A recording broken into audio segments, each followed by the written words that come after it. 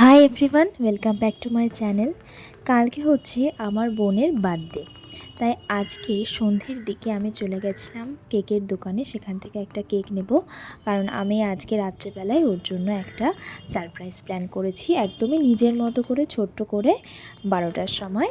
ব্যাস ওকে ঘুম থেকে ডেকে তুলে কেক কাটিং আর একটু গিফট, এইগুলোই একদম ছোট্ট করে একটা সারপ্রাইজ প্ল্যান করেছিলাম। আরও জানতেও না আমি ওর জন্য কেকটা এনেছিলাম। আমি কেকটা এনে ফ্রিজে রাখিনি, ওই জন্য আমি একটুখানি লেট করে গেছিলাম কেকটা আনতে। কেকটা এনে আমি লুকিয়ে রেখেছিলাম, আর ও হয়তো ভেবেছিল যে আমি প্ল্যান করব, কিন্তু ও যখন দেখেছিল কেকটা নিয়ে ও সত্যি সত্যি ভেবেছিল যে না দিদি এবার হয়তো কিছু করেনি। কিন্তু যখন 12টার সময় ওকে আমি ঘুম থেকে তুলেছি, ও পুরো অবাক হয়ে গেছে।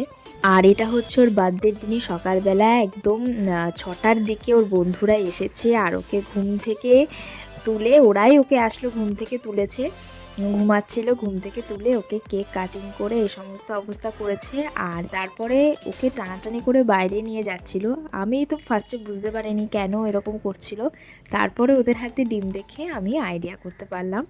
আমার বোন এই প্ল্যানটা আগের থেকে জানতো, কারণ আমার বোনও ওদের বার্থডেতে এরকম কিছু একটা কাণ্ড করেছে, তাই ওর বার্থডেতেও সবাই এরকম কিছু করবে, ও সেটা বুঝতে পেরে গেছিলো। তার জন্যই ও বাইরে একদমই যেতে চাচ্ছিল না, আর ওকে চ্যাং দোলা করে একদম বাইরে নিয়ে যাচ্ছিল। আর এখানে তো ওরা ভিডিও করছিল, ওরা খুব মজা করেছে, সকাল সকাল এসে একদম মজা করেছে। আর সব থেকে যেটা ব্যাপার সেটা হচ্ছে ডিমটা ভালো ছিল না, ডিমটা ফাটানোর পর বোঝা গেছে ডিমটা পচা ডিম ছিল, আর সেই রকম মারাত্মক গন্ধ ডিমটাতে। আর সন্ধেবেলায় কী কী করলাম সেটাও তোমাদের সাথে শেয়ার করব পরের ভিডিওতে।